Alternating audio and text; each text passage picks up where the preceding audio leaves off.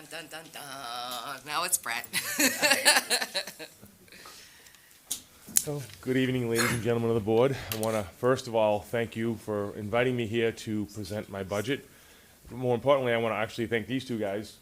They do a wonderful job. You know, we work closely with both departments and on a day-to-day basis, and I can't speak highly enough either one of them. So I just wanted to start by saying that.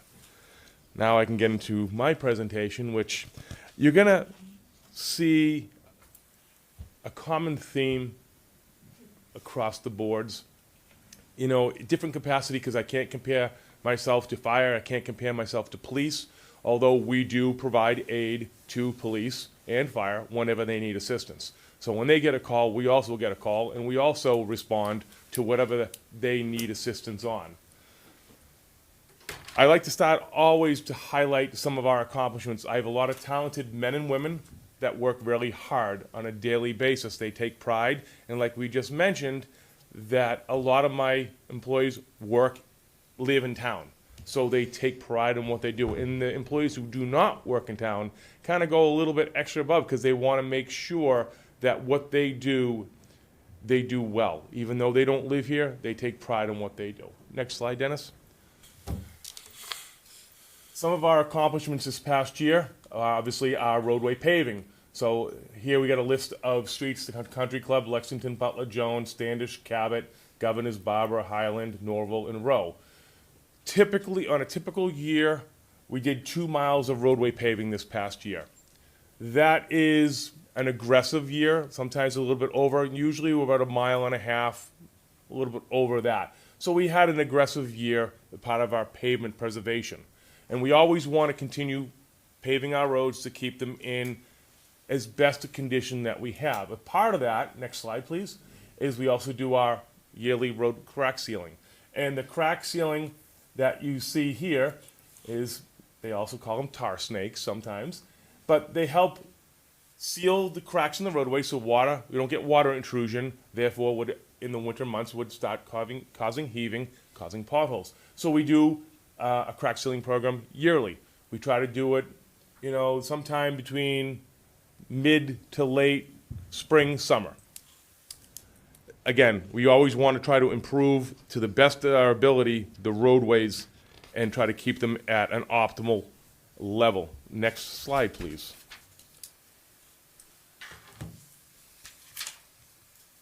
Some of the other work the town has done is, as part of our paving, we also did some improvements on our sidewalks. Butler, the senior center. As you notice, the senior center has a bocce court out there. We noticed that the sidewalk was in need of being refreshed. There were some hazards out there. So I brought our guys out there to take a look at that, and I said, okay, we have a few panels that we need to fix. They come back and said, we want to do a lot more than just that. Can we? I gave them free rein. I said, do what you need to do to make it look great. So they went and they actually ripped out all of it and then repaved and re-poured concrete. 90% of it was all redone. And we also, if you notice, added a berm on either side of the entryway coming in. That also helps with erosion, so the sides of the roads don't get worn away, causing hazard. Additionally, as you drive up Montfield Ave, we did a huge stretch of concrete sidewalk as part of the Eversource project. So it completely changed the makeup of the front of the cemetery. Now there's nice granite concrete sidewalks, and on the opposite side where the Stoneham bank is, we did a small little section and replaced some asphalt because we had asphalt on that side. Next slide, please. Some other accomplishments we did. Hersham Street drain. This was an old brick drain that ran through the back of the properties and then went underneath Hersham Street. A portion of the drain was basically an oval, egg-shaped brick culvert that over time started developing structural integrity issues. We had an outside contractor come in, we went out to bid, we actually ripped out that drain, and this is a little piece of it that you can see right here, and replaced it with a sealed plastic pipe that ran through the backyards. What would happen before this was installed, this yard right over here would develop sinkholes approximately 3 feet wide by 3 feet deep. and they had a small child that played in the yard.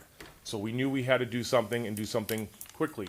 We replaced that. That problem has gone away. We have had no issues since that drain line was repaired.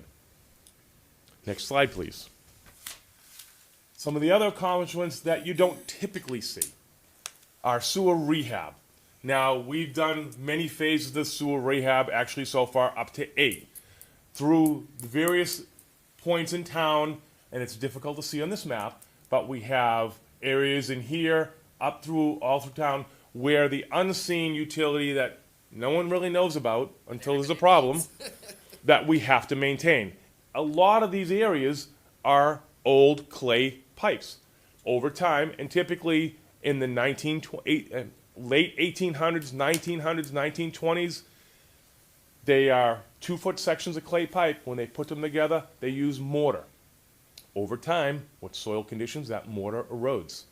Then you get root intrusion and other issues arise. You have what they call inflow and infiltration. That means water getting into our sewer system. Well, all of our sewer gets metered, and that's how we get billed. By extraneous water getting into the sewer system, that's extra money that the town has to pay. So with this program, it's a sewer rehab program. It goes through, it videos different sections of the town, identifies problematic areas, and then we go in and address them. And a lot of times they do what they call a slip line. They actually line right through the pipe, making it a sealed unit. That stops that, which now reduces the flow, which reduces our rates. Next slide, please. This is just, and this is phase 6 to 8. Again, hard to see, but different areas of the town. And the repairs range from lining old clay lines to physical replacement of the sewers. You saw that on Elm Street and on Main Street, to spot repairs. They may find an area that there is what we call an offset joint where the pipe may have settled, but the rest of the line is perfectly intact. They'll go in and do spot repairs. So there are different tactics that is used based on what is found during the investigation phase. Phase 9, which I do not have a slide on here for, actually starts Monday. So we have a contractor coming in with called National Water Main. They've identified several areas which they're going to start on doing some slip lining, and then once the weather gets warmer, they'll start doing their point repairs. Typically after April, they'll go and start doing point repairs and start excavating the road to fix that up. Now comes to my next slide. Stuff that we've added through your great work and hard work and allowing me to purchase some of our equipment, we've had actually added some new equipment to the fleet. You know, to pick up F-350 dump truck, 6-wheel dump truck, utility body, and a skid steer. Believe it or not, 3 pieces of equipment I ordered in October of last year still is not in. I may not see it till late February. That's how backed up a lot of these vendors are in trying to get us the product. Next slide, please. Now comes my capital request. This is some of the ouch. Obviously, one of the challenges the department is facing is aging equipment. So I also need to replace this equipment. I want to give you a little fact. This truck right here, which we just purchased, was $240,000. This same vehicle right now is $280,000. One of the issues that the town is facing is, if you notice in the back, and you'll see it in another slide, on the back of these two are steel bodies. A lot of communities now are changing those out to stainless steel. There's this cost associated with that. That's why these costs are going up and increasing more and more. So what I'm looking for is, obviously I still have 3 6-wheel dump trucks I have to replace. So I'm looking to obviously continue to add to my fleet. I have had 2 working loaders. We replaced one in 2020, and I still have, that was to replace my 1994 loader. I have another one right now which is in desperate need to be replaced. This centerpiece right here, if you see one of those things, how it moves when it turns, is a center linkage pin. It's wearing away. Essentially what's going to happen is the thing's going to fall apart and break in two. The only way to repair it, the company says, you have to actually physically take the whole thing and separate it into two pieces. Now, by the time you do that, they say it's typically not worth replacing because you're taking the whole unit apart. The other thing we want to do is every year we do annual leak detection. So the town contracts out leak detection. So they'll go in, they have specialized equipment that they'll listen throughout the whole town to see where we may have leaks. The reason why we want to stop these areas or we want to detect them is through DEP, we have to list our unaccounted for water, which we have to calculate every year. The less the number, the better standing we are with DEP. Now, this is not going to stop our annual leak detection, but it will aid our department is if we have this type of equipment, we, instead of having to call someone and wait for them to come out, there's only 2 people in the area that do this. One of them is like, a lot of times he's up Marblehead, up into New Hampshire way, to try to get him down hours away. I have a local guy in town, but again, he'll tell me, I'm on a job, I'll see you tomorrow. So what I'm hoping to do is, and I'm also applying for a grant, is to get this equipment that we can train our staff in-house, that we can go out if we know an area that we may have a leak. And the problematic part is, if you see water coming up, that might not be where the leak is. It could be 20 or 30 feet away, either direction. This will help, they call them correlators. It will actually help correlate the leak by sound. So I am looking to see if we can add that. Again, I'm also applying for a grant for this as well. Next slide.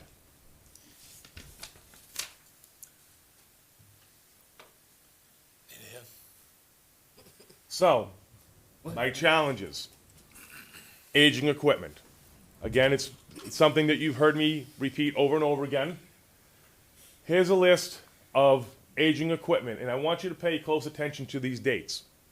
Okay, truck 19, it's a 2000. It's out of service. That's that truck right there. Okay, it was used up until last year. Truck 10, 2012. Truck 23, 2014. Truck 57, which is a van, 2006. That is out of service. The floorboards in the cab in the van are rotted out. You can actually see right down to the ground. Truck 15, truck 24, truck 28, both dump trucks, both out of service. Too much rot and all that. Truck 11. Now, if you notice these dates, they're well outside the 10-year range. American Public Works Association says you should not be keeping a piece of equipment more than 10 years. If you do, your repair costs drastically skyrocket. All of these are well outside that range, then they should have already been replaced. Next slide, please. As I noted earlier, one of the things we're trying to do to help prolong the equipment and the wear and tear is to change out the steel beds with stainless steel. This does one of two things. It also, first of all, it's lighter. It's more durable. Truck beds that I put a sander in last year, when we pull the sanders off, the beds are all rusting out. So with stainless steel, you don't have that problem. It doesn't solve the problem of rusting underneath, but a lot of times these beds rust out a lot faster than the other part of the equipment, that and the underframe rots out. I have an aggressive program, especially this year, that we are doing more washing of the vehicles because of the issues that we're seeing just after a year use. So one of the things is, like I say, we're looking into doing is to changing out the style of bed that we use on our truck. The next slide. This one may be a little bit difficult to see, but something to be noted.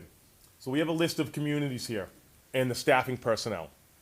Believe it or not, Stoneham is so far understaffed.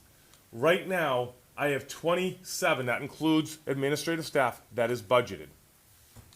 If you look at some of these other communities, we have, it's kind of hard to see if you can slide over. I'll read it off my list here. Melrose, total of 68. Wakefield, 85. Wilmington, 50. Danvers, 70. Reading, 52. Saugus, 32. Winchester, 70. Watertown, 40. I have 27, but that's not the workers. That's also administrative staff and maintenance staff. If I put guys out in the field, I have under 17. So for the amount of miles that Stoneham does, 63 miles, I have 17 people, if they are all in, not on vacation, out sick, to do town-wide work, which is challenging to say the least. I give my men and women a lot of credit for what they do. They work hard, they do a lot for the short staff. We all made that note that we're doing more with less. This chart alone reflects that. And just a side note, back in the mid-'80s, DPW in Stoneham had 60 people. Next slide, please. Again, some of the upcoming challenges that we've all discussed in the past. Trash. Our contract is going to be up in about a year and a half with our trash and recycling. And our trash hauling contract is up June of this year. There are increases that the town will be facing with this. Other communities, Danvers, they went up $1 million. Reading went up over $900,000. So those are significant costs that we will be incurring when our trash contract goes out. And no other community that has gone out has gotten a contract other than automatic collection. Side note, I live in Woburn. They changed the automatic collection for recycling this past, like 3 months ago, we got our bins for recycling. In June, all automatic collection for trash. They're no longer manual. Next slide, please. Like I said, Danvers and all of them went up. Each year, I know I come to the boards and request capital. It is a challenge. We try to do the best that we can with what we're giving, and we will continue to do that as best as we possibly can. One of the things we need to be mindful of is, as far as the equipment side, is to replace equipment so that we don't pass that 10-year cycle other than specialty equipment. For instance, today, I have 4 police cruisers in my yard that we are fixing. Again, the chief brings stuff over. If we can fix it, we do it in-house. That comes out of a lot of our budget. So, again, with aging equipment comes cost. So, at some point, we have to figure out what that break point is do we increase my repair and maintenance budget to cover a lot of these costs that are escalating? Do we replace that equipment, or a combination of the two? You know, my best practice is we need to make sure we stay on top of replacing so we don't run into these problems. I'm not saying that we were not going to run into breakdowns. We will continue to run into breakdowns. Snow and ice. Here's a big thing. We rely heavily on private contractors to help us out. Because, again, like I said, I have 17 people. I am one of those drivers. You will see me in a plow truck plowing the streets, plowing the parking lots, because I have to, because I don't have enough staff. I don't know of any other DPW director that does that. So, but I'm passionate enough that I take pride in this community. I want to make sure things get done. So I am the first person that hops in that truck and stays in 20 hours if I have to. And I have done that. So with this upcoming winter season, again, I am not fully staffed. I have 4 vacant positions that I'm having difficulties filling. One of the issues with that is, so that's my own personnel in different areas of town. I'm going to use snow and ice, for example. So there may be some areas in town I don't have anyone in because I'm covering other areas. Private contractors, to effectively plow this town, I need 40 pieces of private equipment. Last year, I had 28. So there were areas in town last year, there were 2 areas I had no one in. I was getting phone calls. Why isn't my street plowed? My answer to them, we will get to it as soon as we can, but unfortunately, being short-staffed, we just can't be everywhere at the same time. We will continue to... I don't mean to interrupt. Sure. The 28, that was including your staff? That's on top of my staff. So that's 28 private pieces of equipment, Okay. and then on my staff. Okay. But one thing we have to understand is not every time when we call a contractor, they will come. Yeah. And I've had instances, we'll call a contractor, they didn't pick up the call. So now we are looking at our routes. Who can we push out of one route? Who can we expand another route? And when we expand routes, the problem is we stop plowing one street, we go to the next street, that first street now is covered. It's like we've done nothing. So it is challenging at times to address everything with the staffing levels that we have. I would love to have 40 pieces of private equipment on ready to call and say, okay, did something with Dennis working that. We have some incentives to bring on private contractors. I've received none. This year, I have received not one call for a private contractor. A new Contractor. I've had existing contractors that say we're no longer coming to plow anymore. So I have actually lost contractors that I had last year. So it depends. I am hoping that this storm this weekend is not coming because it could be a challenge. We're up for that challenge. My guys will stay and women will stay as long as we need to do. And it's always on a Saturday, or Sunday, not, Yeah, double time. Yeah. Time and a half. Sure, or a holiday. yeah, or holiday, yeah. With that, I will open it up to questions. Well, I'll start. I knew this was gonna be the gloom and doom one, because. It always is. Just because of staffing.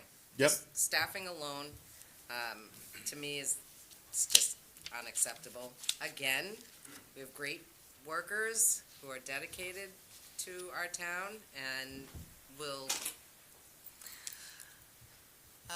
it's skin, bone, and then limb, somebody said the other night. And I'm my goal is to get out of the reactionary phase and be proactive.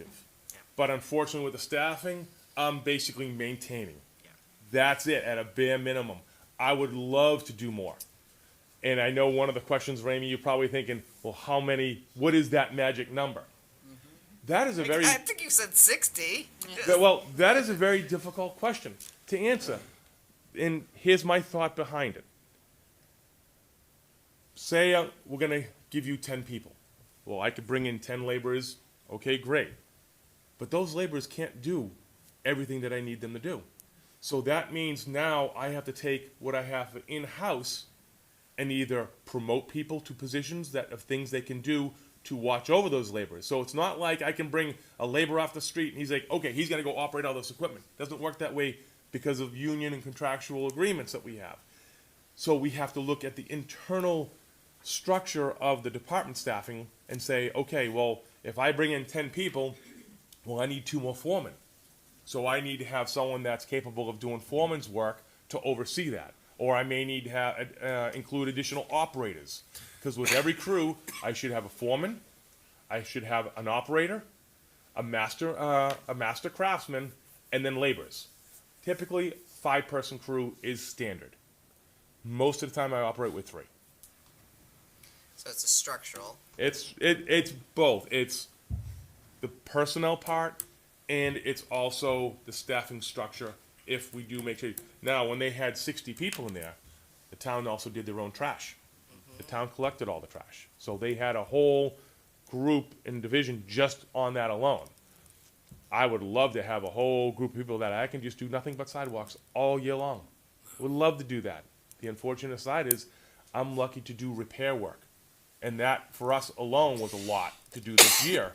The needs outweigh what I'm capable of doing. And then we turn to outside contractual work, but then there's a cost associated with that.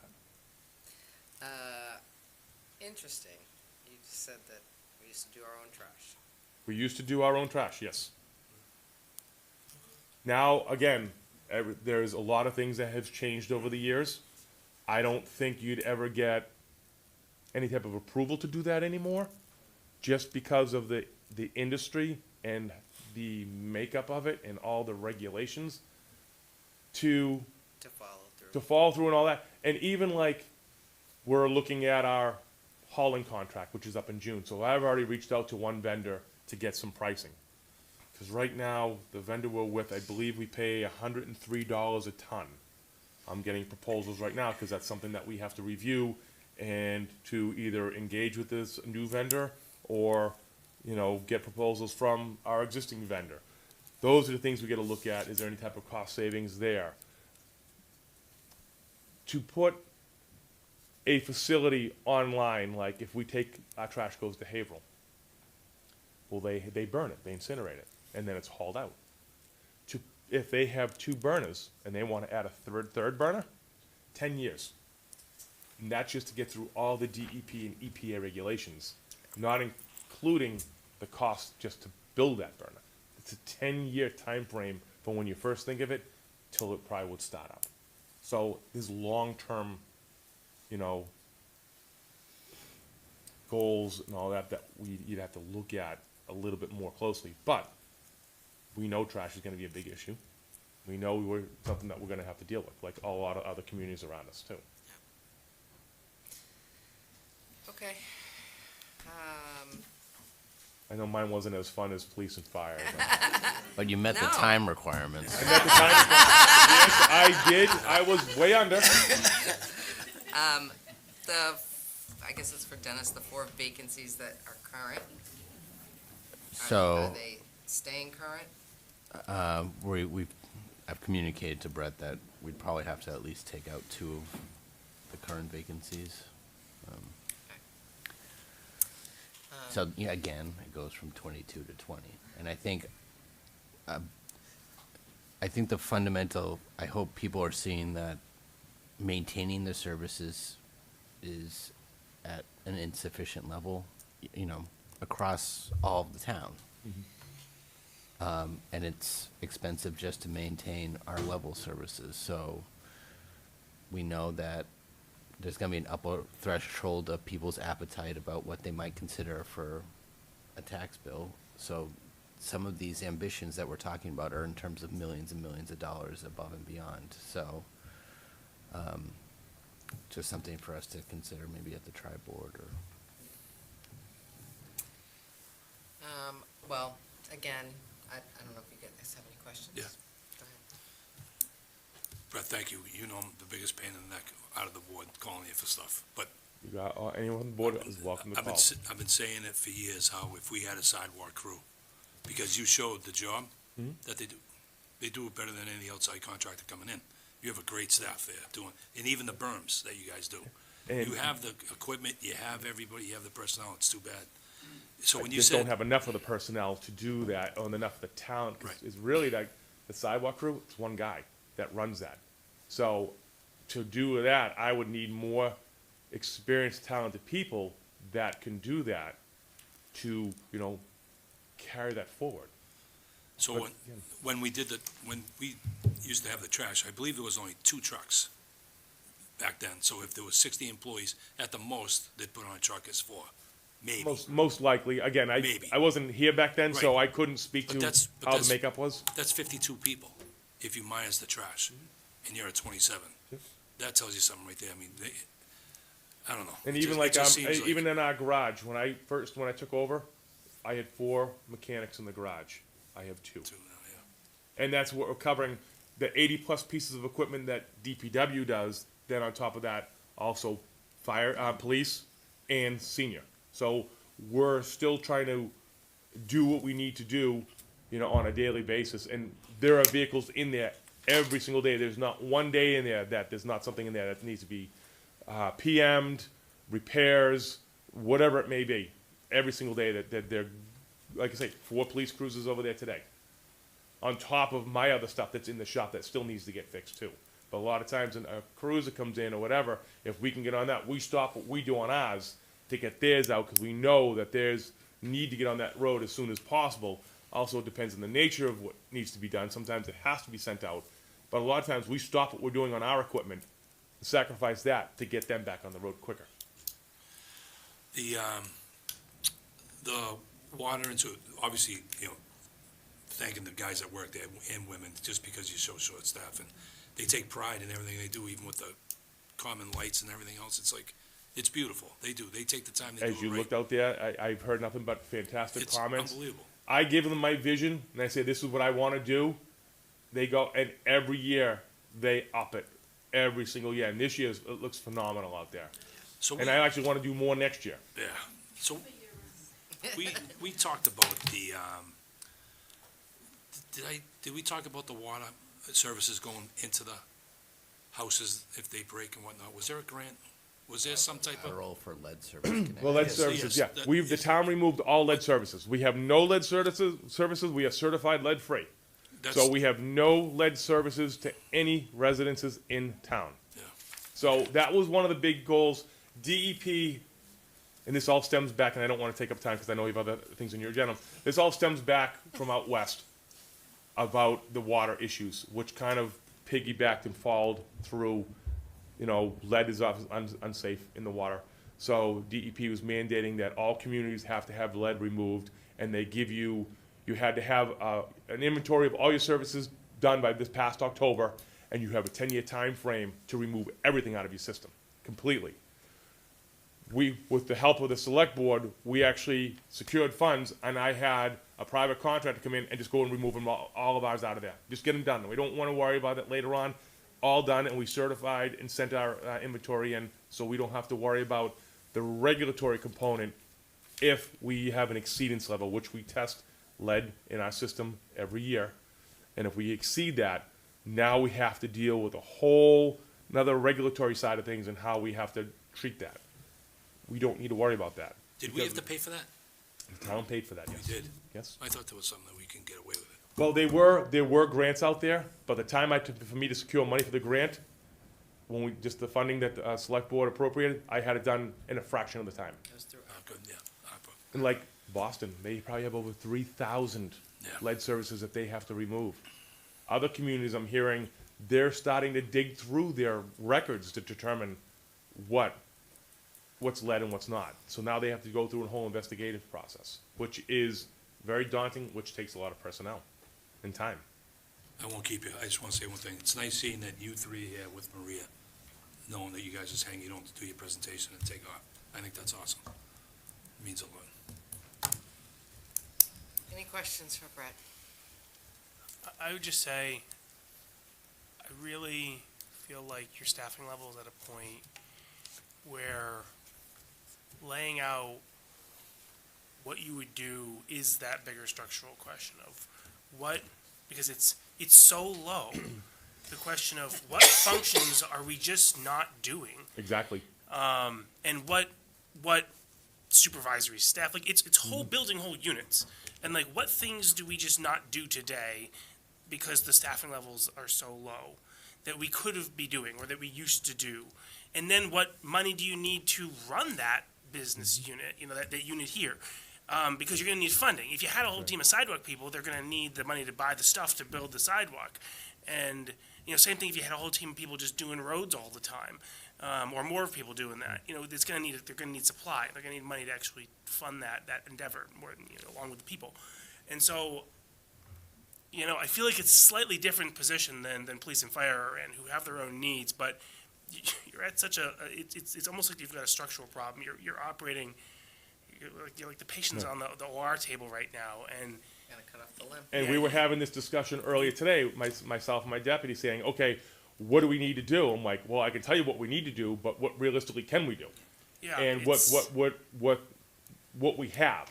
And obviously we prioritize. Whatever is the most urgent need that we can facilitate and get it done, we're gonna do that. And yes, we have to take a good hard look at, is there something that's lacking? Yes, we know there's stuff that's lacking. We know there is more attention that we need out there. We've done a lot of great strides on the roadways. We have our roadway PCI index, which is a condition index of 80. That's fantastic. However, that doesn't mean we're in that greater shape. That means we brought the level up from a 60, where I was when I started, to an 80. We brought it up, but we got to be able to continue doing more to keep it that way. And there are other roads in there that desperately need it. But again, there's only so much funding that we have to put toward a lot of that stuff. And then we have to, I hate to say it, we have to take a good look at it and saying, well, okay, this one can wait a little bit longer. I need to do this one first. And I hate to say that, and I hate to give you anyone, I say, okay, I'm doing X street and Y street. I don't like to commit to that because something comes up and now I have to change that.